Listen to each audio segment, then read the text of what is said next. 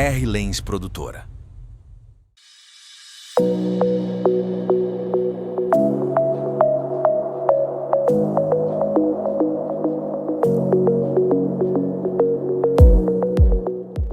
Olá, seja bem-vindo! Mais um canal, mais um testemunho do Crente Podcast. E nossa convidada de hoje é muito especial, é a terapeuta Aline de Jesus.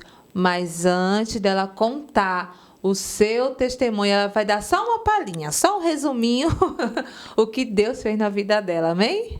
Aline?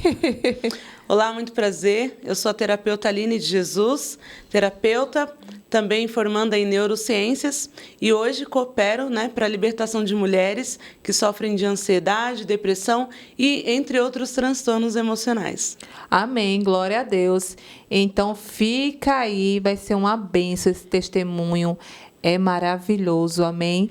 E a Aline de Jesus, ela veio da cidade de São Paulo, glória a Deus. Ela é especialista em reestruturação, é isso? Reestruturação, trabalho, ela elimina ansiedade, depressão, pânico e outras coisas, né, Aline? Muitas coisas, glória a Deus. Né? Deus fez uma maravilha na vida dela, um milagre, amém? Hoje ela vai contar. Mas antes, deixa eu perguntar para você, você é inscrito no canal do Crente Podcast? Se você não é inscrito ainda, meu Deus, corre lá e se inscreve, em nome de Jesus. E compartilha também, comenta o que você está achando do Crente Podcast. E também você que quer contar o seu testemunho, quer vir aqui, entra na descrição do link, é isso? Produção. Entre em contato, manda o seu testemunho, amém, que vai ser uma bênção. E vamos com o testemunho, glória a Deus. Glória a Deus. Aline de Jesus. Aline, conta o seu testemunho. Vamos começar na sua infância, é isso, sim, né? Sim, glória a Deus. Vamos falar da infância, mas antes disso, eu gostaria só de falar como a Aline se encontrava cerca de 5 anos atrás. Ansiosa, deprimida. Eu tinha laudos médicos, eu tomava vários tipos de medicações. Medicação para acordar, medicação para dormir, medicação para conseguir ficar acordada sem dar piripaque. Enfim, eu tinha laudo como ansiosa, ansiedade generalizada, depressão, bipolaridade, pânico. Eu tinha alguns laudos aí, fiquei afastada, inclusive, do trabalho. Então, essa era a minha vida até alguns anos atrás. É dessa linha que nós estamos falando. Bom, falar da minha infância, é visitar um lugar de muita saudade, mas também de muita dor. Eu sou a 4ª filha caçula. Filha caçula, irmã de 3 irmãos homens. Quando eu cheguei, talvez o ambiente estava um pouquinho preocupante, assim, porque eu não conheço meu pai, Meu pai, ele se ausentou. Eu não sei se ainda na gestação da mamãe ou se assim que a mamãe me ganhou. Mas o papai precisou ir embora. Então, a mamãe ficou solo com nós 4, com os 4 filhos. Isso aí você era pequenininha? Quando eu cheguei quando eu nasci, Quando você nasceu. Eu não tenho a memória desse pai, do meu pai. E você nasceu e ele já eu não consigo te precisar se papai foi embora antes de eu nascer ou logo que eu nasci. Sim. Mas a minha família se confunde, às vezes eles acham que foi antes, às vezes eles acham que foi logo que eu nasci. Mas fato é que eu cresci sem a memória desse papai.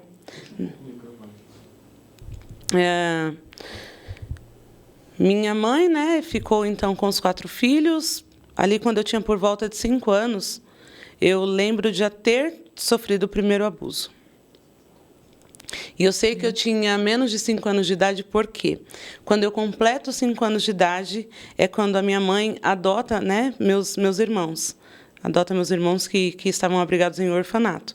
Então, eu tenho certeza que o primeiro abuso sexual eu sofri ainda antes de completar 5 anos de idade. E uma das coisas que a gente não sabe sobre o abuso sexual é que ele causa além de transferência demoníaca também, mas ele causa um desfraude na alma. A pessoa que sofre um abuso sexual, principalmente na primeira infância, tem a sua alma deturpada. A forma que essa pessoa vai para a vida, a forma que essa pessoa vai se enxergar, vai ser uma forma totalmente diferente de uma pessoa que não tenha passado por abuso, né? Tem estudos aí que apontam para dados como pessoas que passaram por abuso sexual dizem 6 vezes mais eu não consigo. Ou seja, são pessoas que se sabotam de forma clara, porque, na verdade, a informação que elas têm lá no inconsciente delas é que elas são sujas, que, se elas fossem amadas, elas teriam sido protegidas. Como a Aline tinha informação de por que ninguém percebeu, eu nunca tive coragem de contar para a mamãe o que acontecia, mas eu lembro que eu tinha muita raiva e eu sempre cresci. Eu cresci com essa raiva que eu tinha comigo, porque na minha cabeça a minha mãe tinha a obrigação de ter percebido. Sim. Então, aí, por volta de 5 anos de idade, minha mãe em casa, assim, então, com o pai dessas crianças, meus irmãos adotivos vêm morar conosco. A gente começa a experienciar uma situação de escassez tamanha, né? A gente morava em um cômodo só. Então, um cômodo bem pequeno para 11 pessoas. Nossa, muita gente. Sim. E aí a gente experienciou muita coisa nesse incômodo. E de lá nós fomos para o aluguel, não lembro quanto tempo nós ficamos no aluguel. Também não era uma casa tão maior. Mas vivemos muitos desafios ali. Eu lembro que esse meu padrasto e minha mãe brigavam muito. Tinha muita violência física entre eles, o que também causa traumas no inconsciente de uma criança. E pessoas que passam por situação de violência, crianças que são expostas à violência, são crianças que crescem com o senso de insegurança. Elas não se sentem seguras, porque, de forma inconsciente, a pessoa que elas amavam, que poderia protegê-las, também estava em perigo. Então, ou seja, a partir de agora, eu não confio em mais nada e nem em ninguém. Bom... Ela se esconde numa bolha, é isso? Ela se guarda ali, não confia em ninguém. Não confia em ninguém. Não se abre para ninguém mais. E ela esconde, inclusive, os seus talentos. São pessoas que, a maioria das vezes, nem se descobriu também, porque ela se escondeu tanto, né, com medo de sofrer nova exposição, que são pessoas que, muitas vezes, nem se conhecem. São pessoas que têm dificuldade de se apresentar, são pessoas que têm dificuldade, por exemplo, de assumir cargo de liderança. Lá fora, a gente que está lá fora vê o dom que você tem, mas você dentro? não quer colocar para fora, não tem coragem, não consegue. É igual as mulheres que sofrem de dependência, mulheres e homens também, na verdade, né, de dependência emocional. Tem um dito assim, você precisa se amar. O que fulano precisa é amor próprio, e não sei o que, uma mulher bonita, um homem bonito, porque ficar nessa relação, ficar nessa humilhação, ficar querendo alguém que não gosta de ti. Na verdade, essa pessoa, ela não consegue se amar porque ela não aprendeu a se amar. Ela não aprendeu. Então, assim, é uma tentativa, é uma guerra inútil dizer para ela o quanto ela tem que se amar. Nesse tempo, fim da força, ela não sabe o que é isso. Para ela está se amando. Sim. Na verdade, ela precisa da aprovação do outro, né? Isso vem do registro de abandono e rejeição, que são as duas maiores dores da humanidade. Então, as pessoas que, de alguma forma, interpretaram abandono ou rejeição são pessoas que vão carregar consigo o senso de não merecimento. Então, quando eu acho que eu não mereço algo maior ou melhor, eu vou me contentar com qualquer coisa. E aí eu posso assumir um cargo de liderança, mas eu fico aqui nesse trabalho que, pelo menos, eu tá garantido, né? Melhor um pássaro na mão, né? Eu posso ser escolhida, ser cortejada por um homem de Deus, um homem que tem um trabalho, mas pelo menos esse aqui já está comigo há 5 anos, né? Me enchendo o saco. Às vezes até agredindo, né? Isso. Nossa, bem interessante. Bem interessante. E o pior é que muitas pessoas passam por isso, né? Muitas pessoas. Mulheres e homens. Né? Como você falou, não é só mulheres, mas homem também. Eu estava fazendo um levantamento de dados, por exemplo. Primeiro, nós precisamos ter uma informação muito clara. 100% da humanidade em algum nível, sofre ou sofreu a dor da rejeição e do abandono. Isso porque a dor da rejeição é uma dor que vai começar a ser configurada, interpretada durante a gestação. A gente está falando aqui de 9 meses, né? É impossível que alguém tenha 9 meses de vida perfeitos. Em algum momento, essa mamãe passou por algum estresse que levou o seu útero a enrijecer, e uma vez que esse útero é enrijecido, o bebê ele não formula pensamento, mas é como se ele pensasse assim: o lugar, minha casinha aqui estava quentinha, agora ficou gelada. Tava molinha, estava macia, e agora está durinha, está ríspida. Parece que não estão querendo que eu fique aqui. O bebê interpreta rejeição. Ainda que essa mamãe nunca tenha quisto um aborto, nunca tenha pensado no aborto. Mas o útero enrijecido, isso acontece quando a mulher está preocupada, quando a mulher... poxa, saí para trabalhar e começou a cair uma chuva do nada e ela fica ali naquela agonia. Então, mas é um instinto natural de defesa do nosso corpo, que é uma máquina perfeita. Então, se o corpo entende, olha, a situação aqui está meio instável, o útero já enrijece no intuito de proteger aquele bebê. É bem interessante. Aqui já teve, né, a gente fez uma série sobre isso, né, sobre tudo isso, a rejeição, né, que vem ali já no feto, né?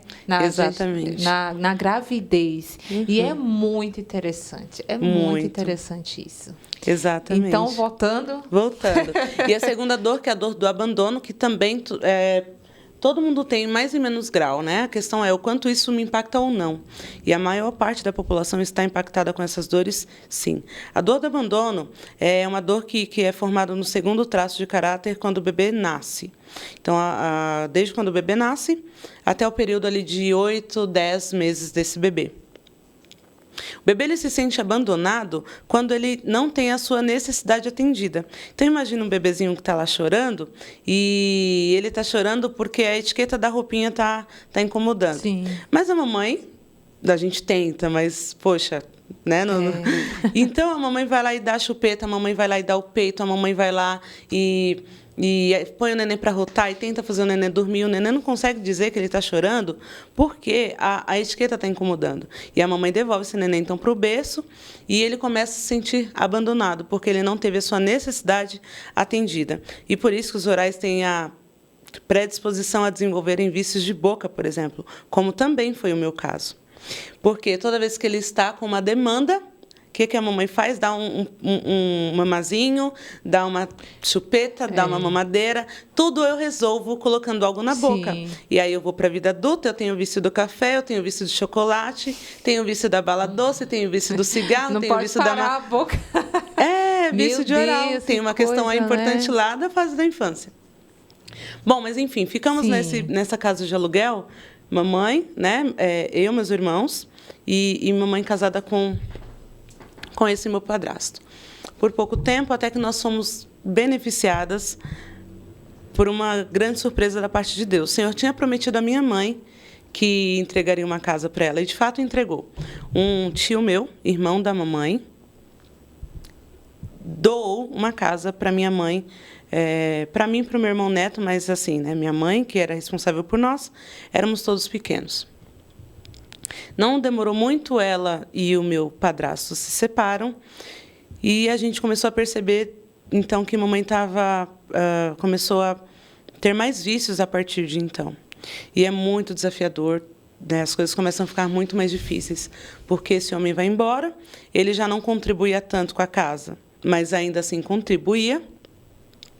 Minha mãe não podia trabalhar fora, porque éramos visitados constantemente pelos assistentes sociais, que visitavam para ver se meus irmãos adotivos tinham moradia, se tinha uma adequação, né? Toda essa coisa. E era bastante estresse, né? Imagino como que era a cabeça da mamãe. Se hoje eu, Aline, tenho apenas 2, e tem hora lá que tem que dar uma respirada, tem que fazer um negócio. A minha vale por 10. E imagina a mamãe com 9. E 9, assim, tem mais uma que é emprestada, que tinha os filhos dela, que hoje já são adultas, mas, enfim, a gente está falando aí de 10, 12 pessoas. Sob supervisão de uma. Nossa, gente. Uma para pensar em estando de boca para comer, sem ter rede de benefícios, sem ter todas essas coisas. Então, nós enfrentamos muitos desafios. Criança é uma bênção, né? Mas tem que ter muito cuidado, né? Muito cuidado. Cuidar bem, estar sempre atento, porque é uma criança. Sim. Né? Imagina sim. esse tanto de criança, gente. Sim. Sim. E fora as questões emocionais, né? As questões físicas. Isso. Porque a gente está falando de 10 bocas para pôr comida. Para alimentar, né? Para alimentar, para vestir, para calçar. Então, assim, nós somos muito, muito agraciados por Deus. Nós ganhamos muita coisa durante vários anos seguidos, né? Tinha grande parte assim do bairro que nós moramos sempre estava abençoando a gente de alguma forma. Então a roupa dos maiores ia passando para os menores. A gente não teve situação de ficar sem ter, mas graças a Deus sempre tinha quem nos abençoasse. Assim, não tinha a roupa era uma vez por ano assim no Natal. A gente comprava roupa no Natal quando a mamãe tinha, e aí essa roupa a gente repetia no Ano Novo, mas comprar roupa, o que serve, provar roupa, essas coisas não existiam, né? Eu estou falando de períodos em que nós partíamos um ovo para 4 pessoas. Nossa, meu Deus, dificuldade para conseguir alimentar. Grande. Passamos grandes desafios. E ainda assim, mamãe é a menos beneficiada de todas. Hoje, de um lugar de cura, um lugar curado, eu consigo olhar para minha mãe de uma forma que eu falo, meu Deus, de onde ela tirou essa força? Porque eu nasci num tempo que já tinha acesso a tanta informação, tanto conhecimento, escola, líderes, né, igreja, já tinha tudo isso. E ainda assim foi tão difícil para mim, até hoje. Né? A gente enfrenta desafios e tem dia que a gente fala, uou, e agora? Eu sempre falo, enquanto nós estiver aqui nessa terra, a gente não para de lutar. Não para. Todos os dias. E aí, quando eu olho hoje para a história da mamãe, para a força da mamãe, eu digo, meu Deus, ela foi tão forte, essa mulher foi tão grande. Mas eu passei parte da minha vida olhando para essa mulher com um olhar de dó, com um olhar de pena. Pena porque eu sempre senti que ela não foi valorizada como mãe, por mim, por meus irmãos. Pena porque ela não pôde estudar, porque ela foi proibida de estudar, ela foi obrigada... Né? Pena porque ela não desenvolveu uma profissão e eu queria que ela fosse... Geralmente a gente quer alterar o destino das mamães, né? E eu, a Aline, também tentei isso por muito tempo. E é uma frustração vã, sem dúvidas. Então, a mamãe desenvolve, né, o vício do álcool. Na verdade, ela já era consumidora, se eu não me engano. Mamãe começa a consumir álcool e cigarro na gestação, que ela estava grávida de mim. E esse vício, ele, como qualquer outro vício, ele vai aumentando. Vai aumentando em proporção. Se não cuidar, então, eu lembro até assim, quando mamãe bebia, de final de semana, quando divertia, quando tinha festa, e isso foi diminuindo, né, os intervalos. Essa adolescência ainda contou com alguns abusos. Ainda continuou? Ainda. Até quando eu consegui dar uma distanciada, aos 15 anos de idade. Aos 15 anos de idade, eu começo a namorar meu primeiro namorado, sonho o Príncipe Encantado. O Príncipe Encantado. Mas aí, quando a gente fala de não permissão, a gente só depois de estudar muito que a gente vai começar a entender como que a coisa funciona. Esse rapaz que eu namorava, ele é filho de um empresário, né, do bairro que eu morava. E ele tem um poder aquisitivo, né, diferente, bem diferente da minha família e tal. E eu era apaixonada por esse rapaz, mas eu sempre queria terminar. E eu não sabia de onde que vinha aquela vontade de terminar. Era uma adrenalina que eu sentia comigo em terminar. Até que eu começo a trabalhar, aos 16 anos, no meu primeiro trabalho, eu conheço um outro rapaz. E esse rapaz chegava lá contando histórias da família dele, histórias bastante difíceis, que tinha também problemas com vício, problemas com adicção.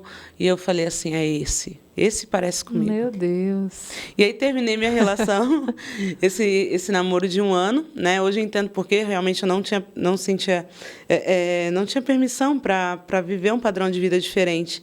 Isso é uma das coisas que a gente tem descoberto e avançado muito hoje. Mas lá atrás a gente não sabia dessas coisas, né? Sim. Então, começo a me relacionar com esse rapaz. E eu digo para ele que eu queria ter um filho, porque eu queria sair de casa. Eu queria sair daquele ambiente de brigas, de ofensas. E eu, né, como muitos jovens, conhecendo a palavra, conhecendo a direção de Deus, eu fiz o que eu quis, porque eu achava que saindo daquele ambiente, saindo Aquela situação daquela situação, ali, eu né? ia sair de mim, eu ia me Sim. livrar de todas aquelas dores que já estavam em mim. Então, eu engravido, eu saio de casa aos 16 anos, totalmente imatura. Escolhi ter meu filho, Eduardo, meu filho mais velho, que é uma bênção para nós. Mas essa relação não teve força. Eu não tinha maturidade alguma, não estava 16 pronta. anos, é muito, né? Nova demais. Muito, não tem Não estava maturidade. pronta, não tinha maturidade. Sempre fui muito reativa. Eu sempre fui uma pessoa assim, como dizem, né? Fulano amadureceu muito rápido. Às vezes a gente olha uma criança e costuma dizer que, nossa, fulano é madura, tem tantos aninhos, mas parece que tem tanto. Geralmente, quando a gente tem uma criança muito madura em um ambiente, é porque está faltando adulto. É porque está faltando adulto. Porque criança tem que ser criança. Sim. Criança tem que saber dos assuntos de Sim. criança. Aproveitar as suas fases. Exatamente, né? Cada coisa no seu devido tempo. Isso. E eu fui uma dessas crianças, né, que, devido a ter vivido muitos medos, foram sendo acionados vários gatilhos em mim. E o que acontece quando é acionado um gatilho de medo? Vou explicar de forma bem prática aqui. Mas quando a amígdala do hipocampo, que é onde estão os registros de medo, ela é acionado também o nosso sistema de sobrevivência. É um mecanismo de defesa todinho acionado, ainda que a gente não conheça como ele funciona.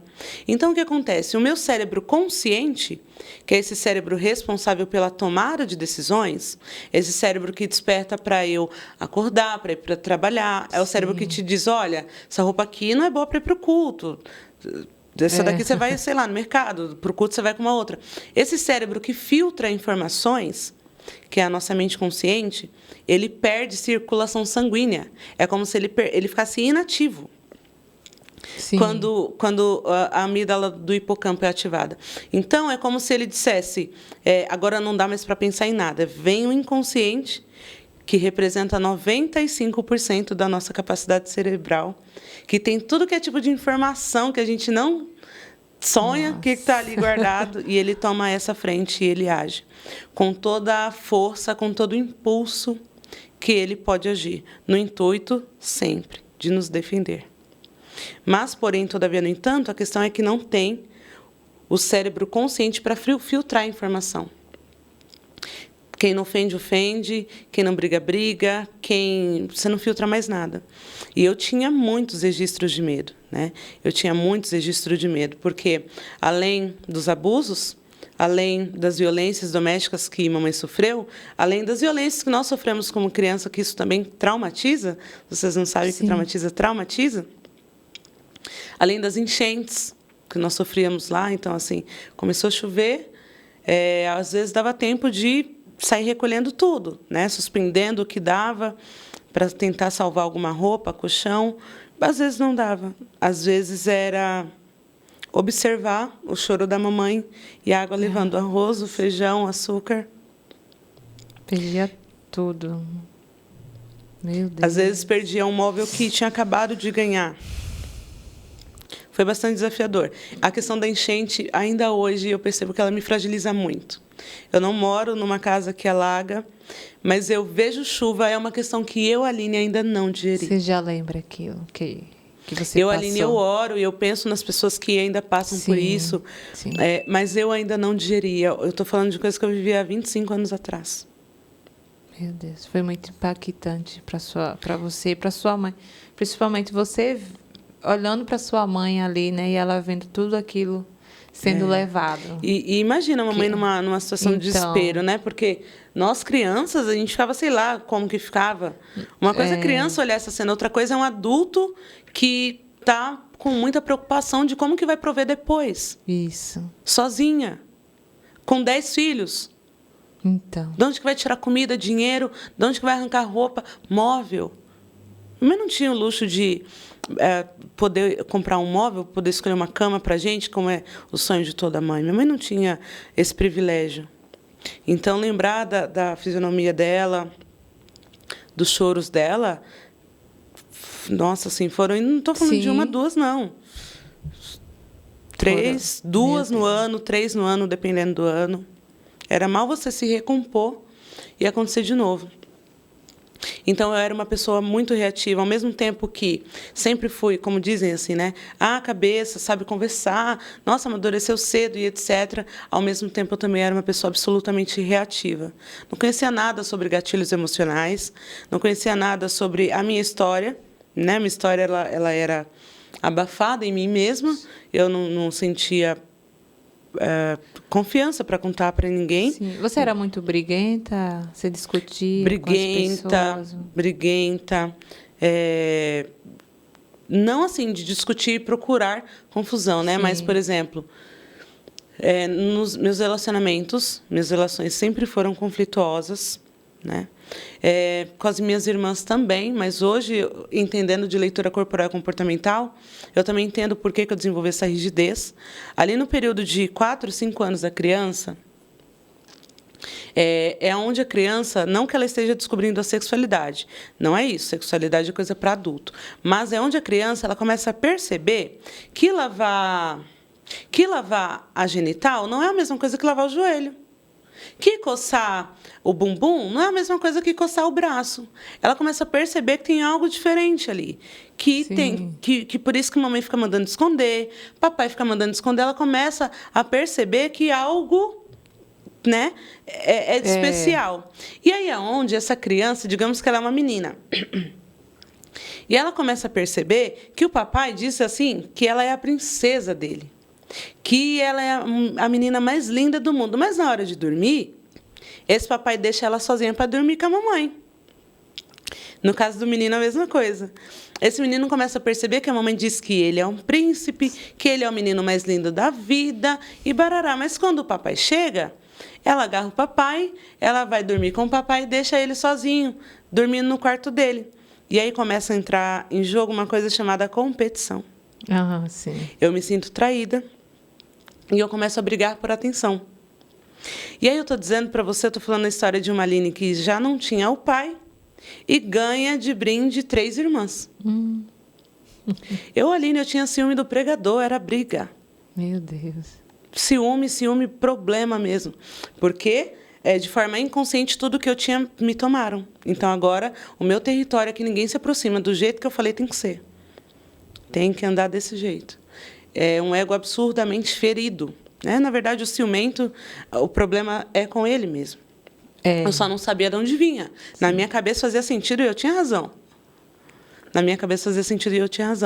Então, esse traço de rigidez, que é onde nós desenvolvemos a competição, né, onde também é desenvolvido os ciúmes, é onde a pessoa começa a interpretar a traição. Em tudo, essa pessoa se sente traída.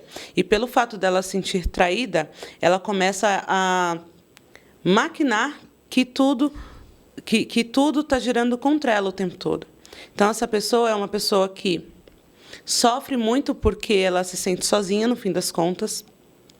Ela sente que estão tramando contra ela, inclusive o cônjuge. Ela sente que estão falando mal dela. Ela sente e ela começa a alucinar. E se isso não é curado, tratado, isso vai evoluindo, sim. Se agravando, né? Vai se agravando, sim. Meu Deus. E realmente são pessoas que podem se tornar problemáticas, a ponto de ter uma convivência muito difícil. Sim. Porque se eu tomar emprestado o teu lápis e aí tu... Por que pelo meu lápis? Compra o seu. Até o final da aula eu quero o meu lápis de volta. Ai, Jesus. Meu Deus do céu. Então, você passou por isso, né? Sim, uma pessoa muito reativa. Então, da mesma forma que quando eu conseguia, sem saber por que eu conseguia, eu pensava muito antes de falar, conseguia tirar bons resultados de situações adversas, eu também consegui fazer coisas terríveis em momentos de fúria, né? A internet lançou há um tempo atrás o Dia de Fúria, né? Que as pessoas costumam ter. Eu também conseguia perder totalmente o controle das coisas em um momento de fúria. Resumindo, essa relação com o pai do meu primeiro filho dura 5 anos e eu entendi que não dava, foi eu que quis acabar. Eu entendi que não dava, que a gente não era feito um para o outro, e enfim. Nesse meio período, eu trabalhando no centro de São Paulo, eu pegava a condução de 10 para as 4 da manhã. Acordei aquele dia como todos os outros. Se eu não me engano, era madrugada de quinta para sexta-feira. Acordei aquele dia como todos os outros. Tinha um relógio na minha cozinha, relógio analógico, e também conferindo a hora pelo o aparelho. Sabe o aparelho de TV a cabo? Sim, então, sei como que é. Isso. Eu tinha a TV da Claro lá em casa na época e conferindo a hora por ali. Eu fiz todas as coisas que eu fazia todos os dias. Eu desci o lixo, eu desci meu filho para a casa da minha mãe, que era embaixo da minha. Eu desci a comida deles, tanto do meu filho quanto da minha mãe, e conferindo a hora. Fui me arrumar, fui fazer minhas coisas, fui passar café. Conferindo a hora, não tinha como aquilo ter acontecido. Mas veja o que aconteceu. Depois que eu fiz todas as coisas, eu saí de casa 3h48, no intuito de gastar 2 minutos, que era o que eu gastava até o ponto de ônibus, para pegar a perua de 3:50. Quando eu estou saindo da minha rua, tinha uma viela e um homem desce dessa viela. Mas ele desceu, não esboçou reação nenhuma, não me olhou, não fez nada. Desceu e seguiu a rua, eu atrás dele.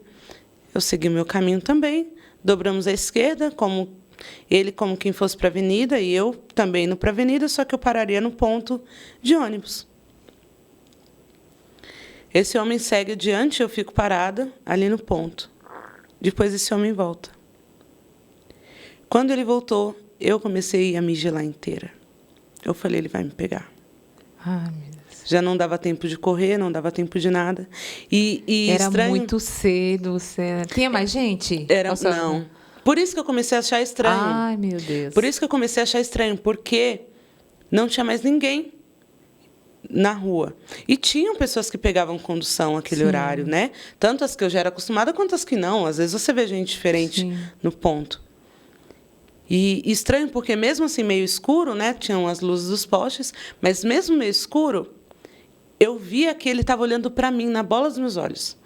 E eu falei, ele vai me pegar. Não tenho o que fazer, ele vai me pegar. Quando ele se aproximou, não deu tempo de pensar.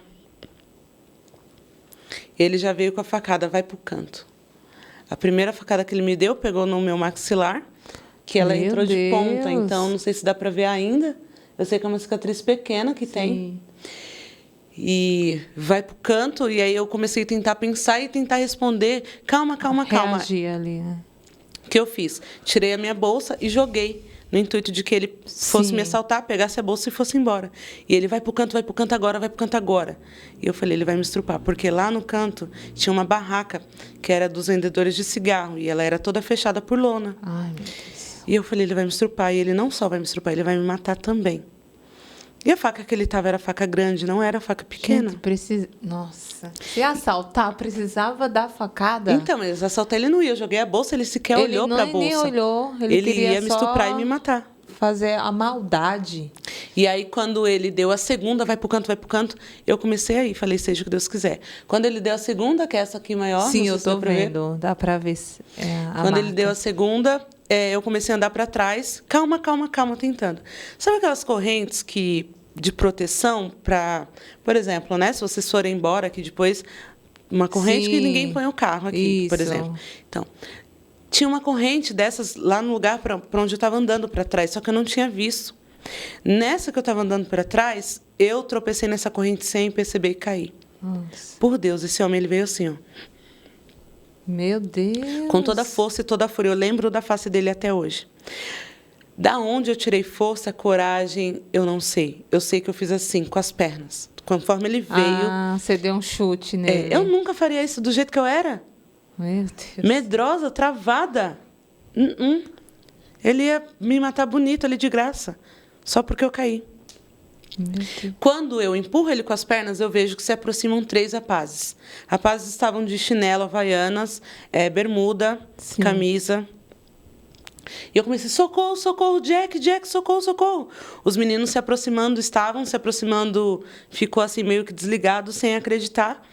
E eu, pelo amor de Deus, me ajuda. O homem, que quando caiu, levantou, pegou a faca dele e saiu correndo. Olha. Eu levantei do chão, corri em direção aos meninos. Me ajuda, pelo amor de Deus. Aí eles, para, moça, você está toda ensanguentada. Quando eu olho para mim, que eu fui dar conta do que estava acontecendo. Lavada de sangue, meu pé lavado de sangue, porque tirou um bife também. Ai, meu Deus. Porque conforme ele veio, Você tropeçou. Eu empurrei com as pernas, mas aí a faca dele passou assim. Ai, meu Deus. Eu falei, é Jack, não sei o quê. Me ajuda. Aí ele, moça, em briga de marido e mulher, ninguém mete a colher, não. Eu falei, não é meu marido, ele é um Jack, ele quer me estrupar. Ele estava mandando eu ir para o canto, aí que os meninos vieram entender. E aí foram tentar correr atrás do rapaz, e um deles me levou até em casa. Depois desse dia, eu desenvolvi síndrome do pânico. E aí eu já não saía de casa, o tempo todo achando que alguém queria me matar, me pegar. Toda hora ligando, enchendo o saco de alguém da minha família, principalmente do meu irmão Neto. Eu via. Você via ele o tempo todo? Não via ele. Não assim, via ele na sua mente? Sabe aquelas portas de vidro e de alumínio? Sim, sim. Eu via a pessoa passando em frente à minha porta, eu via pessoas fazendo assim, ouvia. Era tão nítido para mim, a pessoa quando ela está em surto, é difícil demais de explicar. Eu sei que eu fui enchendo tanto o saco da minha família, do meu irmão, que ele chegava lá em casa já com desgosto. Dava para ver a cara dele de indignação, de chateação quando ele chegava. Eu estava começando a ficar envergonhada de pedir ajuda, mas eu tinha certeza que alguém queria me pegar. Então, eu não saía de casa, eu não conseguia resolver coisas básicas, eu parei de ir ao trabalho. Enfim, deixa eu contar. Você paralisou ali. Eu paralisei. A sua vida, a sua rotina. O que ainda tinha de Daline foi paralisado ali. Quando eram 3 rapazes, né? Sim. 2 deles foram procurar o que me agrediu. Sim. E um deles foi me levar até em casa para os meus irmãos e minha família. Minha mãe e meus irmãos me atendendo no portão, já ligam para a viatura de polícia. A viatura vem nesse instante, rapidinho. Acontece que eu tive que provar por A mais B que eu, de fato, tinha saído para ir trabalhar. Sabe que horas eram? Ia dar 2h da manhã. Meu Deus! Nunca tinha sido ainda 3h50. Mas você olhou no relógio, tinha o horário certinho. E não olhei só uma vez. Sabe aquela coisa que você tem um ritmo, um script para fazer? Então, você levanta 5h da manhã para sair 5h30. Sim. Então, você levanta 5, de 5 a 5h10 você toma banho e bota roupa. Até 5h20 você toma café e escova os dentes. Isso. Você sempre está ali naquele horário. Você está olhando o tempo todo e acompanhando o teu ritmo. Feito minha filha. Eu levo ela na escola, acordo 5h40. Então, você já sabe aí como que é isso. olhando 6h, 6h05. Você vai ficando de olho, que você tem aquela margem, você vai se controlando. Eu não olhei 1, nem 2, nem 3 vezes apenas no relógio aquele dia. Não estava parado? Não estava parado. Não estava parado. E eu comecei a brigar com os policiais quando eles chegaram, porque, num primeiro momento, eles também, assim como os meninos, quiseram indagar no sentido de... vai falar que você não está com um namoradinho aí, não sei o quê. Vai falar que não é teu ex-marido. O ex-marido, o pai do meu filho, é trabalhador, ele não faz esse tipo de coisa. E para provar... Meu Deus, 2h da manhã, uma mulher na rua, né? Muitos vão pensar coisas erradas. Tá vindo de onde? Não sei o quê, tá vindo que rolê? Que rolê? Meu Deus, 2h da manhã. Por isso que ele você não viu ninguém. Por isso que eu não vi ninguém. Você não viu ninguém na rua. O inimigo me cegou total. Meu Deus, ele tentou ali tirar a tua vida, ceifar a sua vida ali. Total. E no dia anterior, na quarta, Deus usou uma amiga nossa, uma amiga da família, Deus usou a mãe dela, na verdade, e para entregar uma revelação para a nossa família. E ela antes, na quarta. Para dizer que Deus estava tirando a cabeça de alguém da bandeja do inimigo. Que o inimigo ceifaria, mas não ia ceifar porque ele chegou primeiro. Olha só que eu nem me liguei, nem achei que era para mim, nem nada. A gente nunca pensa, né? E Deus sempre avisa, Deus sempre manda uma pessoa, sempre usa. Quem é filha do Senhor. Ali você conhecia Jesus? Já conhecia, você já conhecia, né? Mas mesmo assim, a gente que não conhece, né, que não serve, Deus está ali. Ele está. Guardando. Tá. E ele o amor que o Senhor tem pela nossa vida é indescritível, né? Conhecia porque na nossa infância, mesmo a minha mãe não tendo tido uma vida com Cristo, a minha mãe sempre nos levava, ela frequentava às vezes também, mas mesmo quando ela não ia, ela nos levava ou nos incentivava a ir para a escolinha dominical. Então, por exemplo, o domingo era sagrado, a gente não tinha... Era como escola. EBF, meu amor, não tem rolê, entendeu? Então, assim... Acordar cedo para a igreja. Então, já era... A gente, sim, já tinha um conhecimento ali então, pouco. Então, a gente foi crescendo próximo, chegamos na adolescência, coisa tal. Então, por exemplo, todos nós podemos ou não estar firmes ou congregando num templo físico hoje. Talvez a minha mãe não tenha... conseguido passar toda a mensagem do Evangelho que ela gostaria de ter passado? Não sei. Mas uma coisa eu sei, ela nos ensinou. Ela nos enviou.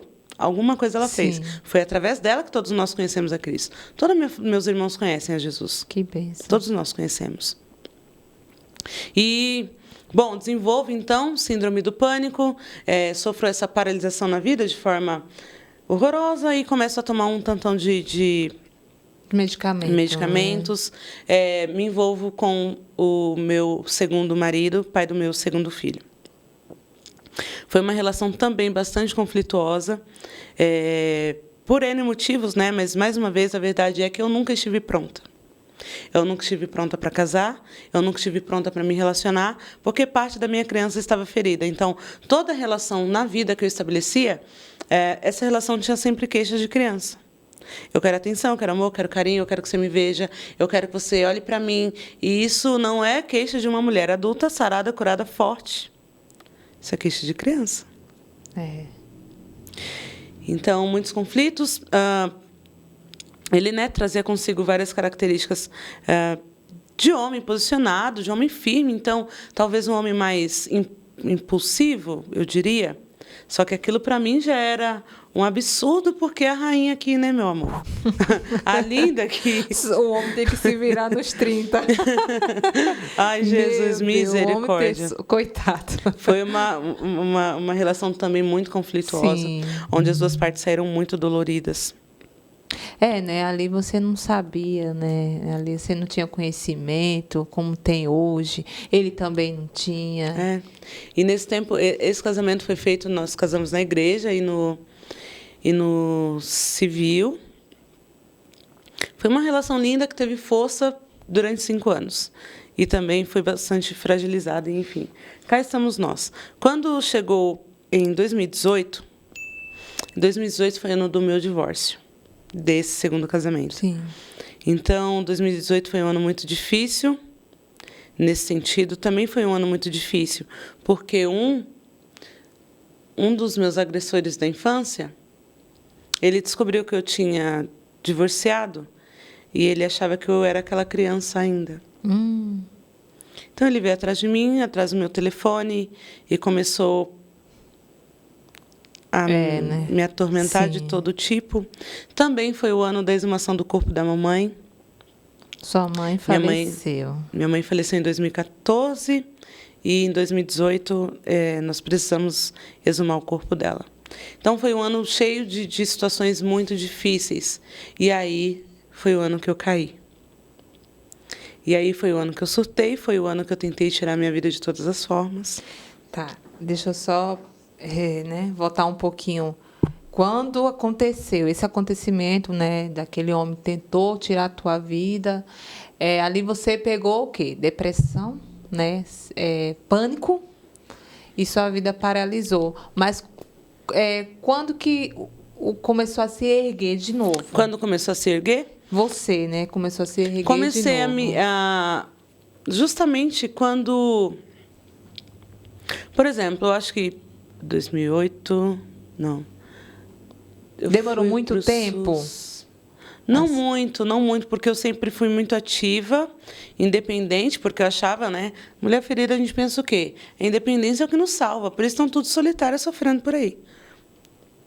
Então, assim, eu não fiquei muito tempo sem trabalhar, eu perdi aquele trabalho, porque eles também não acreditaram em mim. E eu não tinha coragem de sair de casa, sim, de madrugada.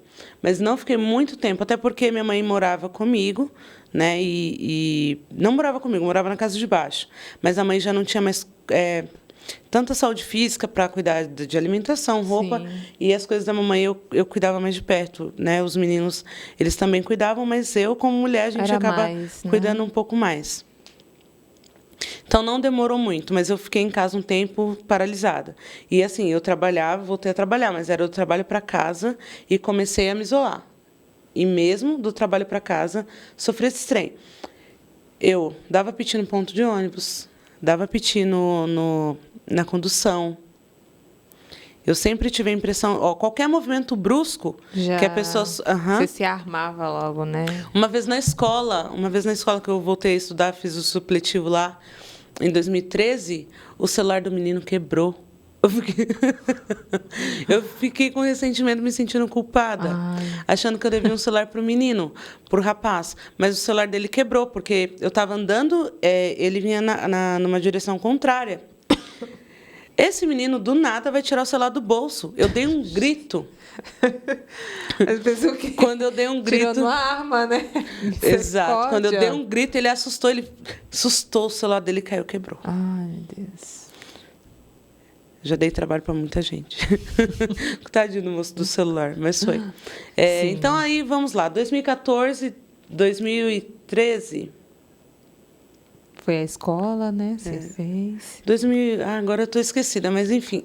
Acho que foi em 2014 que eu começo a trabalhar no posto de saúde, né? Começo a trabalhar no SUS. Por grande incentivo desse pai do meu filho. Ele sempre acreditou muito mais em mim do que eu. Ele foi uma pessoa que a nossa relação também foi muito conflituosa, porque eu sempre olhei para ele como um pai. E aí as pessoas carentes, né, levam a demanda da infância para o casamento. Então, eu queria proteção, queria aquele... E ele fazia mesmo muita coisa para mim. E eu queria mais. Porque criança sempre quer mais, né? Criança não quer fazer. Nunca não é satisfeita. Criança quer mais. Criança quer pronto, né? Isso. Mamãe me dê, papai me dê. Criança não arregaça a manga para fazer nada. Então... enfim, foi difícil para eu fazer, eu achei que não ia passar, que jamais eu teria uma vaga e não sei o quê, fazer prova. Deu muita força para você? Muito incentivo. Inclusive, incentivo a abrir minha boca quanto a tudo que começou a acontecer de novo em 2018. Talvez, se não fosse ele, todo o rebuliço não teria acontecido. Por quê? Mesmo que seja uma história que causou muita dor, né, para minha família, causou uma certa divisão, mas foi uma história que teve o direito de vir à tona. Foi uma história que precisou emergir para ser curada. E se não fosse ele, que de fato é uma pessoa que eu confiava demais, é uma pessoa que eu sabia que dava vida por mim e pelos meus filhos. A única pessoa que eu já vi nessa vida, óbvio, além da mamãe. Então, com ele eu senti tamanha segurança que talvez se não fosse ele, eu estava lá no mesmo lugar, no banquinho da depressão, da ansiedade, da tristeza até hoje. Então, eu sou muito grata também por isso, fora todas as outras coisas boas que ele contribuiu. Quando, em 2018, acontece isso, e eu trabalhando, né, no SUS, e surtada, completa surtada, eles me afastam do trabalho, né, eu fico afastada por um ano, e aí eu começo o autoconhecimento. Só que durante toda a vida, pessoas oravam por mim, eu recebia profecia de cura e eu não via aquilo se materializar. Você ia na igreja? Sim. Você ia? Sim. Eu não via a cura se materializar. Só que eu sempre acreditei muito. Eu só não conseguia acreditar que o nosso Deus, que é tão maravilhoso, sublime e perfeito, não tinha uma versão 2.0 para a mente. Por quê? O que eu ouvia era que depressão é uma doença, que depressão não tem cura. Depressão é uma doença, depressão não tem cura. Você vai tomar um remédio para o resto da vida e você não vai ficar mais feliz. Eu não conseguia acreditar nessa verdade, ou nessa inverdade que me contavam. E talvez por isso, o Senhor sempre me trouxe, através de várias pessoas, a promessa de cura. Só que eu não conseguia acessar. Eu não sabia onde estava essa cura. E aí os remédios, e toda vez muda remédio, põe remédio. Tomava remédio para dormir, remédio para acordar, remédio para não surtar. Meu Deus. Era remédio para tudo que era trem. Dependência do remédio. Total. E aí você perde muito da sua cognição, porque eu lembro que eu acordava, 6 da manhã, porque ele funciona igual um reloginho mesmo. Eu acordava, de fato eu acordava, o olho não estava nem inchado mais, eu estava acordada, mas eu não sentia a minha cognição funcionar. Eu não conseguia manter linhas de raciocínio. Se eu começasse um diálogo aqui e eu tivesse que fazer uma pausa, eu não conseguia voltar para a caixinha que eu tinha aberto. Sim. Eu não conseguia formular pensamento, eu queria tudo muito mastigado, tudo muito pronto. Para mim, tudo era muito difícil. É como se a minha mente não funcionasse. Eu me sentia no mundo da lua, literal. Eu vou até, você falando de remédio, medicamento, vou até tocar num assunto, né, fora um pouquinho Fique à do vontade. testemunho, mas é difícil as pessoas deixar de usar os remédios. É difícil, assim, totalmente ou não, assim. Na verdade, eu acho muito mais que é fácil do que difícil. Por quê? Os clientes, por exemplo, que eu atendi, a Aline, por exemplo, tanto eu quanto os clientes que eu atendo, a maioria desmama rápido e deixa a medicação. E não por recomendação minha, porque eu não tenho autonomia para isso. Mas elas vão voltando aos médicos delas, aos psiquiatras que prescreveram a medicação, e esse psiquiatra fala, poxa, tá dormindo, tá comendo, tá feliz? Vamos começar aqui, vamos mexer aqui, vamos mexer lá. E eles lá fazem o que eles... o que compete somente ao médico, né? O que acontece com grande parte da população é não querer avançar. É muito mais fácil eu pegar um remedinho de graça ali no SUS do que entrar no autoconhecimento e confrontar a minha dor. Do que olhar para dentro de mim. O que Deus chamou Abraão para fazer? Leste lerrar. Vamos cair para dentro de você. Deixa lá teu pai e tua mãe, tua parentela. Vamos deixar as crenças, comportamentos, as dor. Mas se você não curar isso aí, cara, você está levando contigo. É isso mesmo. E as pessoas, a maioria das vezes, não querem olhar para isso. E, infelizmente... É mais fácil você tomar um remedinho, né? Tá ali... Tá de graça, né? O SUS está dando de... Só que aí a gente esquece. O que eles querem? O que o governo quer? Eles querem uma manada doente, porque eles dão um remedinho, né? Eles são uma mãe. O SUS é uma mãe.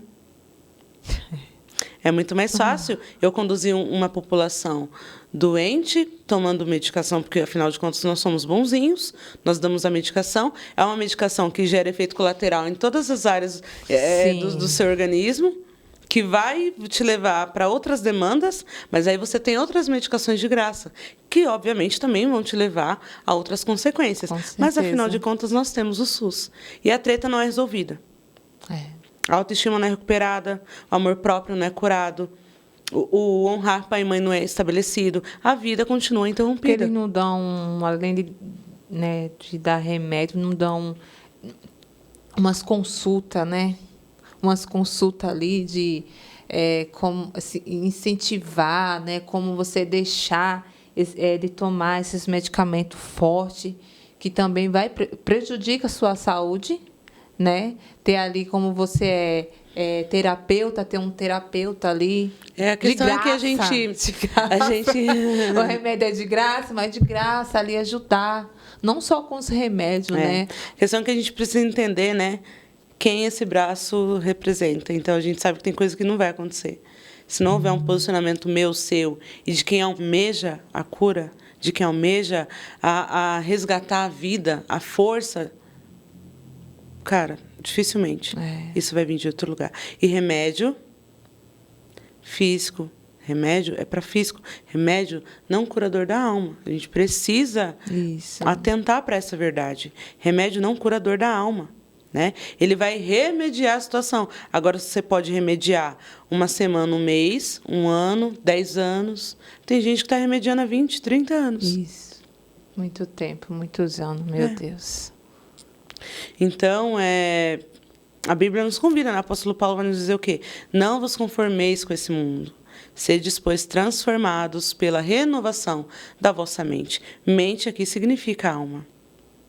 Isso. Né? A alma inconsciente, né? O inconsciente ele também é usado como metáfora para representar a nossa alma. É onde estão guardados os nossos registros emocionais. É esse lugar que precisa de cura. Eu, Aline, todos os dias que eu acordo, você, Jamile, todos os dias que você acorda, a gente precisa de lembrar que o nosso cérebro, não é que ele tem preguiça de gastar energia, mas é que ele tem mecanismos de encurtar caminhos. É como se ele pensasse, eu vou ser bem prática, porque eu guardo energia para usar com outras coisas. Então, por exemplo, se eu, Aline, continuo tendo registros de medo, ansiedade, pânico, enchente, abuso, mamãe alcoólatra, violência em casa, abusador, barará, barará. Eu tô aqui cheia de medo, me achando feia, me achando horrorosa. Eu acordo hoje. Qual é a probabilidade de eu ter força para avançar? De eu ir para a vida com todo o gás e falar, vou fazer do meu dia um dia diferente. Hoje eu vou bater 3 das 10 metas que eu determinar. Hoje eu vou fazer... Cara, não, por quê? Porque o que está aqui é dor, peso, é que eu sou feia. A informação que está é que eu sou feia, que eu sou ridícula, que mamãe batia, que eu não prestava para nada, que eu era inútil, que fulano tocou em mim, agora eu sou suja para sempre. Se a informação que está aqui é essa, não adianta. Todos os dias, quando a gente acorda, o cérebro não vai criar um caminho para você percorrer. Ele vai usar o caminho que já está criado. É como se fosse uma mata, uma floresta, e dentro dessa floresta tem uma trilha, não tem assim? Sim. Então a gente tem uma floresta imensa, várias árvores e tudo, e tem uma trilha. Essa trilha é a rede neural que foi criada. Cara, e essa trilha foi criada desde a sua infância. Então, assim, não vai acontecer um dia tibum, a partir de hoje eu sou feliz. Não, não é. Precisa de investimento, tempo, amor, dedicação, trabalho. Isso mesmo. Amor próprio.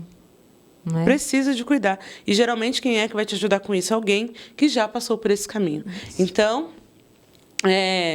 ali você começou a querer já... Ali eu comecei a entender que tinha muita coisa que não fazia sentido e que eu podia ir um pouco mais fundo.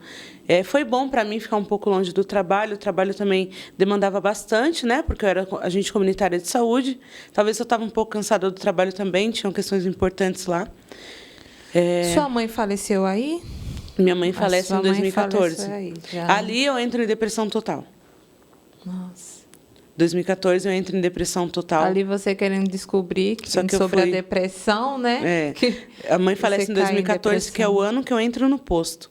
Aí eu fui entrando, fui piorando. 2018, a última gota d'água, assim, e eu cedi total. Você saiu do trabalho? Você afastou? Eu fui afastada. E volto em novembro de 2019. Nossa, ficou um tempo, né? Fiquei um ano afastada. Volto, acho que pegando pandemia já, né? É isso, eu volto pegando... Que ano você voltou? Eu saí em novembro de 2018 e volto em novembro de 2019. É isso. Volto, na verdade, 2019 teve rumores, né? 2020 eu acho que já começou, explodiu, né? Mesmo, né? É isso, né, produção? Acho que é isso, né? Acho que pandemia, em 2020 né? que houveram... Que abriu, assim, pra gente sobre... A pandemia, né? Acho que 19 foi o rumores ali. Pior momento, E aí eu volto nesse momento desafiador mesmo. 2020, é isso mesmo. Mas eu tinha um pouquinho mais de resistência já. Volto em 2020, mas com um pouco mais de resistência. O tempo que eu fiquei longe, eu consegui ver muita coisa, embora não estivesse imergido num trabalho ainda de cura. Mas antes de você voltar ao trabalho, você procurou... Não, eu continuei fazendo psicoterapia com psicólogos, que eu já fazia, e psicoterápicos, né, que é o uso de medicação para a saúde mental. E aí eu tomava um tanto aí, vários. Nossa. Tomava um tanto de medicação aí. Meu Deus, é muito triste, né? A gente falar assim, mas é muito triste. Não, a pessoa dependência de remédio, meu Deus. Hoje eu olho para aquele tempo assim, eu vejo quanto foi... Nossa, é indescritível. É indescritível, porque uma das coisas que eu me lembro muito, inclusive, eu estava lembrando hoje de dia, é o quanto eu queria me livrar daquela dor. Eu tinha muita dor e eu não sabia o que fazer com ela. Eu chorava muito, eu queria que as pessoas me entendessem. Nem todo mundo conseguia entender. Né?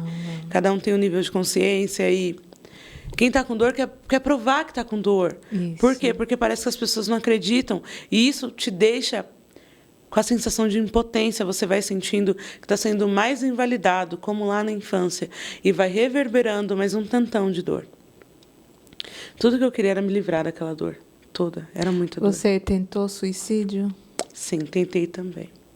E aí, quando teve todo esse alvoroço de pandemia, não sei se de alguma forma, voltar com tanto gás, com tanta demanda de trabalho, com tantos desafios, com tanto medo, me fez talvez não olhar tanto para as questões do trabalho da forma que eu tinha saído. Não sei exatamente se... Porque, de fato, a rotina mudou. Acho que todo ambiente, todo local no mundo, tudo mudou, né? Tudo muda. Os desafios eram outros, o risco à vida era iminente. Perdemos, né, muitas pessoas. Sim. E quando nós chegamos em 2022...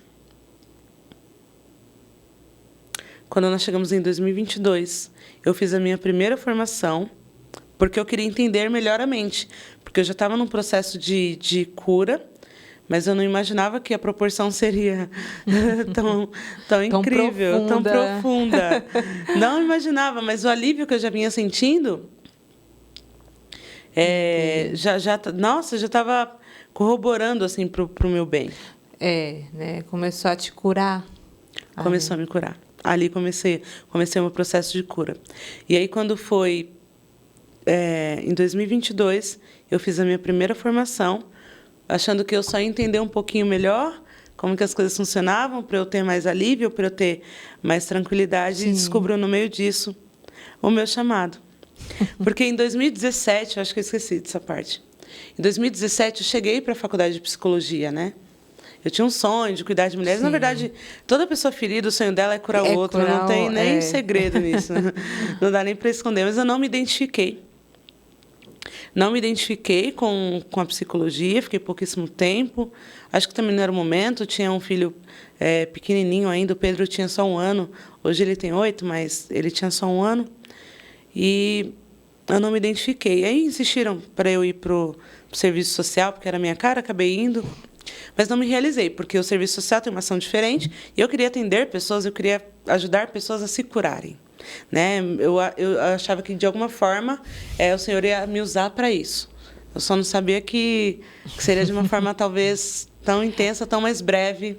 Durante né, essa depressão, ansiedade todas, né? Você procurou ajuda na igreja?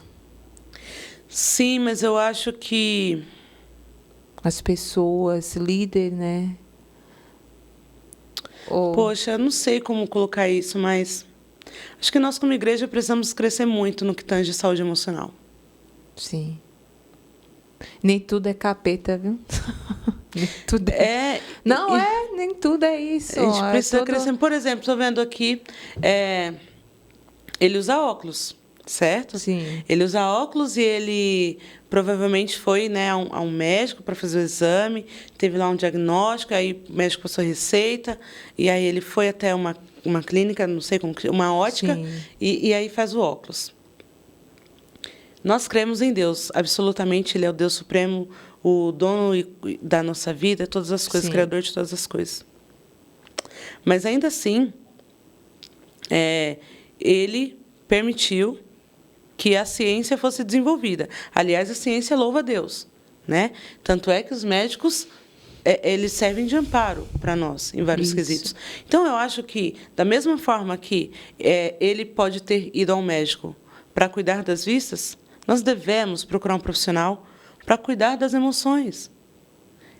Para mim, não faz diferença. Da mesma forma que eu posso precisar de um profissional para cuidar do cabelo.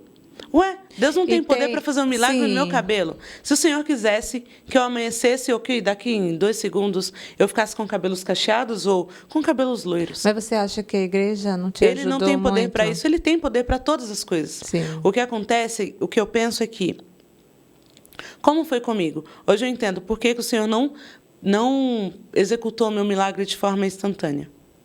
Porque eu não teria aprendido tudo que eu tive que aprender agora, né? No caminho. Que eu tive que aprender, aliás.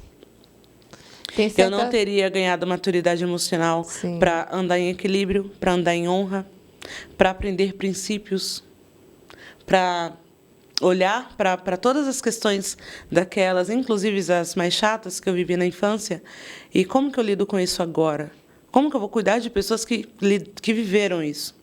Porque uma coisa é o Senhor me curar de forma instantânea. Outra coisa é como que eu vou instruir dezenas de mulheres que chegam a mim com a mesma queixa. Sim, sim. Vai lá... E Então, assim, eu falo assim, igreja, porque a gente também, um lado espiritual também, né? A gente tem cura, né? Espiritual e mental, exato. né? E eu falo assim, igreja, porque muitas pessoas também precisam, né? Isso. De um conselho. Mas eu né? penso Para quem... que um conselho, tal, o aconselhamento ele é necessário, mas a gente deve levar a saúde emocional com mais seriedade. Porque da mesma forma que se eu machuco o pé aqui agora, nós vamos orar, vocês vão orar por mim, e eu vou fazer o quê? Eu vou me dirigir ao hospital. Por quê? O médico ser um canal, não pode ser um canal de cura para Deus me usar?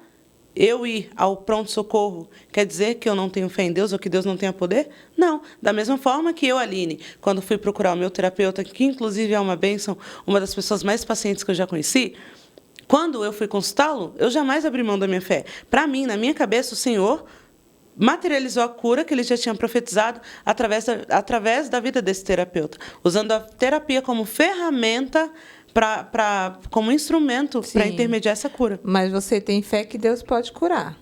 Tenho fé que Deus pode curar e que Ele cura. E Ele cura. E Ele cura. Sim. E Ele cura. Só que existe também médicos que Deus tá ali, colocou ali para fazer o trabalho dele. Sim, eu acredito. Né? Cuidar dos seus pacientes. Eu acredito cegamente que o Senhor cura todas as coisas, que Ele pode todas as coisas, que Ele opera milagres gigantescos. Eu já presenciei milagres incríveis. Então, só que eu acredito também que, em alguns casos, Ele vai permitir que seja feito através de um processo. Isso. E comigo, por exemplo, não foi instantâneo, foi através de um processo. Você quer dizer que não foi ali dentro da igreja... Não foi ali, né? Não foi um dia, cuidou. foi um processo de meses. Isso, com um você profissional da mente. Pessoas profissionais. Exato. É isso que você, né? Não vou entender mal, pelo amor de Deus. Deus cura, sim, né? Deus cura, Deus faz milagre. Só sim. Que tem pessoas que procuram, que precisam, né, de um lado profissional, que é médico, né, psiquiatra. Eu penso que uma vez eu aprendi uma frase, quer dizer, eu não sei se eu aprendi ou se eu entendi, mas não decorei. Vou tentar reproduzi-la aqui agora. Todos nós estamos aqui para quê? Para revelar o Pai. Jesus é o nosso modelo. Jesus é o quê? Filho. E ele, como filho, diz que veio para quê? Ele veio para revelar o Pai. Isso. Né? Nós temos Cristo como modelo. Nós sabemos que através de Cristo, somos cordeiros com Cristo, e através dele nós ganhamos novamente o direito de sermos filhos. Né? Nós somos reconciliados com o Pai através do ato de redenção de Cristo. Então, Cristo é o nosso modelo, nós também somos filhos de Deus, então nós estamos aqui para quê? Para revelar o Pai. Só que cada um vai revelar o Pai com a missão que Deus deu, né? O propósito universal da Terra, eu penso de todos nós, que é revelar o Pai. Agora, a missão que Deus dá para cada um, para que seja cumprido esse propósito, pode ser que seja diferente. Então, eu penso que os médicos revelam o Pai salvando vidas. As professoras revelam o Pai ensinando. Isso.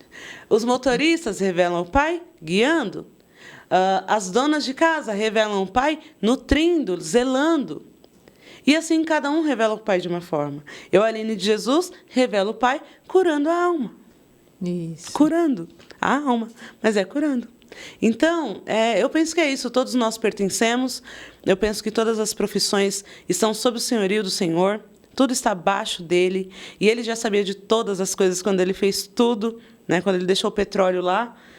Ele deixou o petróleo para quê?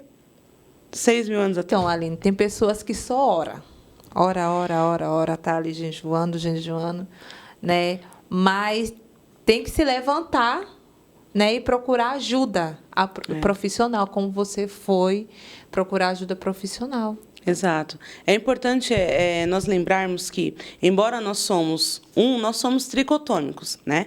Gênesis 1:26 vai dizer que nós somos feitos à imagem e semelhança de Deus.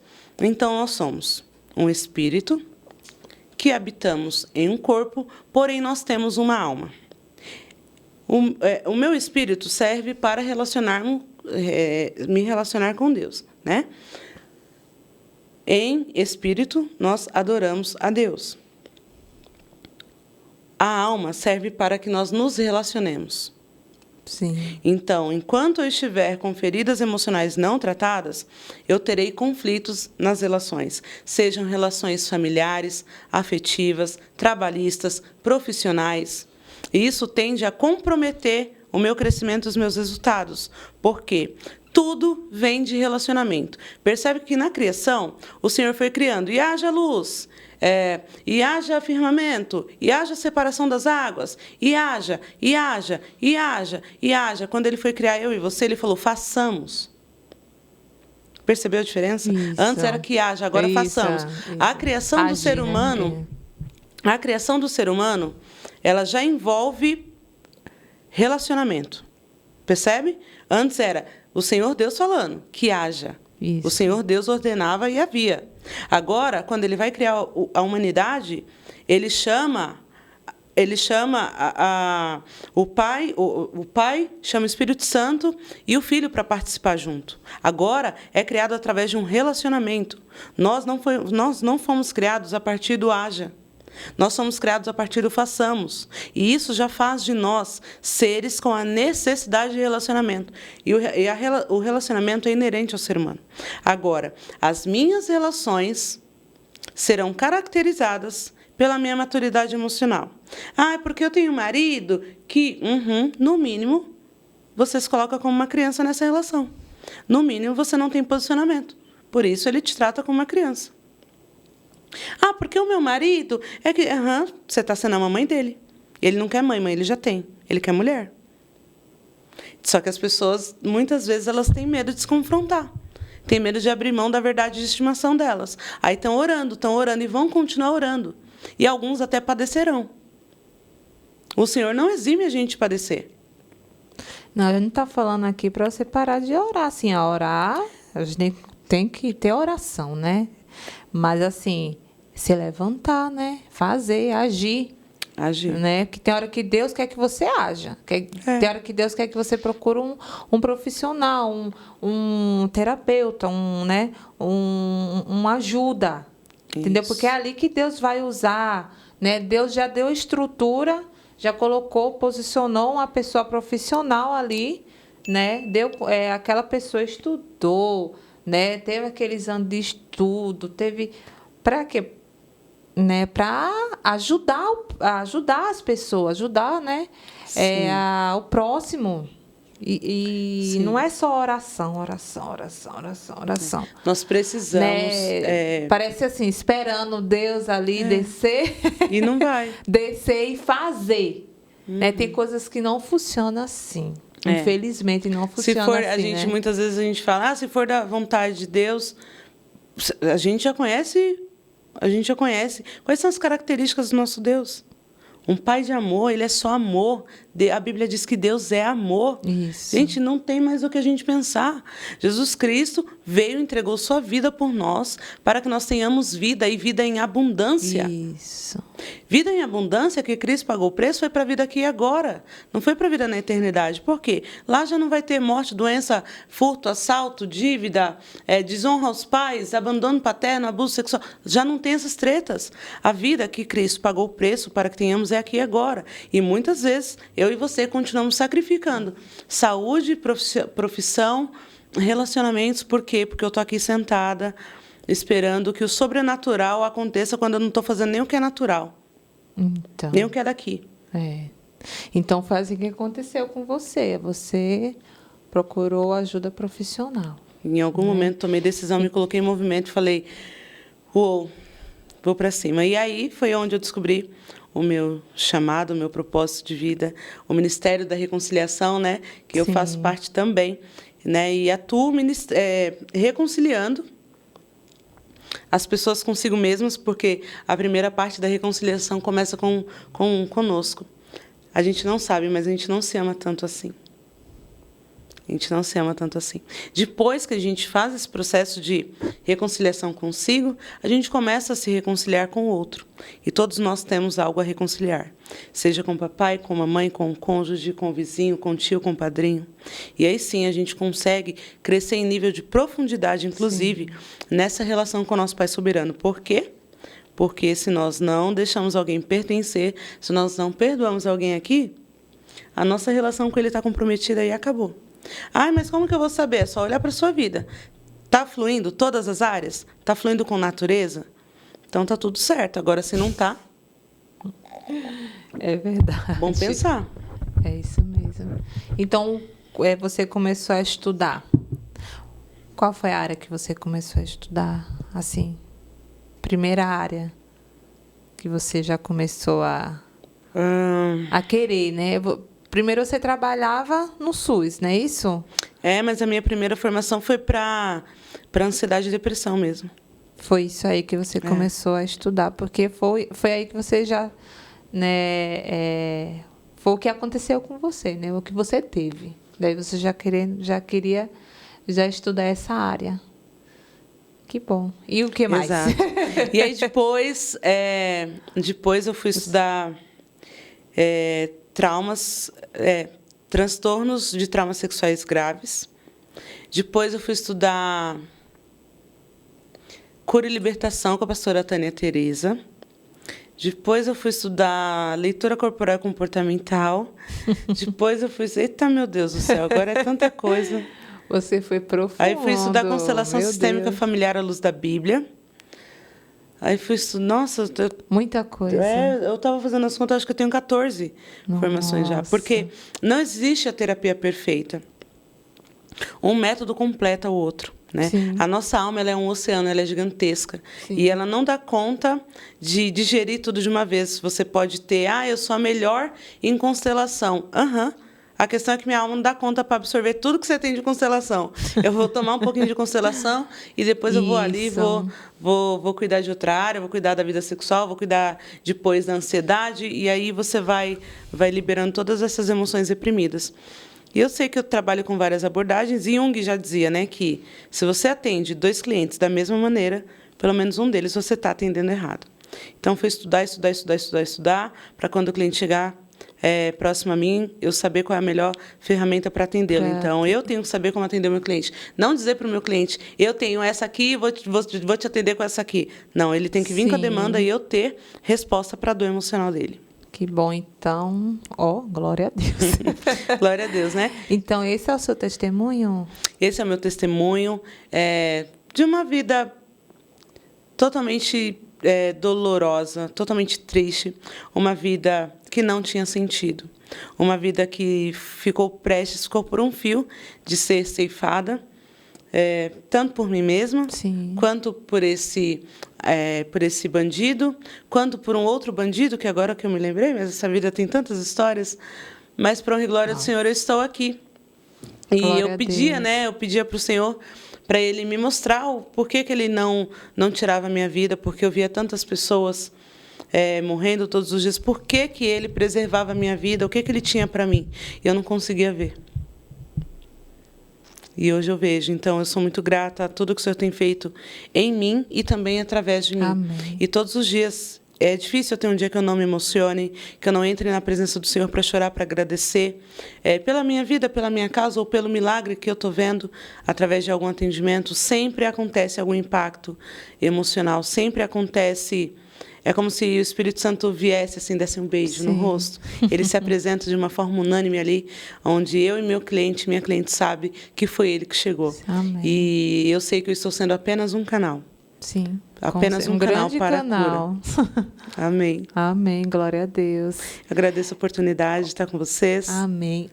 Aline, eu queria que você fizesse uma oração. Você pode fazer uma oração? Claro. Para quem está assistindo do outro lado, amém? Claro, amém. Amém.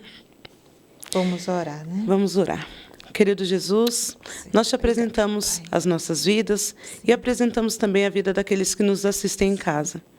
Pai, em nome de Jesus, conscientize-nos que o nosso jugo será na alma. Quando nós partirmos daqui, o nosso espírito volta ao Senhor Deus que nos deu. O nosso corpo volta para o pó também, mas a alma, essa, adormece para receber julgamento.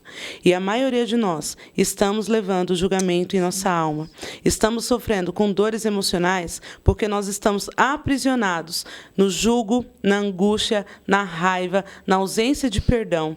Em nome de Jesus, Senhor, nos conscientize, traga para a nossa vida o amor que tudo suporta, que tudo crê, que tudo espera, nos fortalece, nos mostra a direção, nos dê estratégia, Senhor, para que cada um que esteja nos assistindo agora alcance também esse caminho de cura que o Senhor permitiu que eu tenha acessado. Obrigada, Senhor, pela oportunidade de partilhar um pouquinho dos seus feitos na minha vida.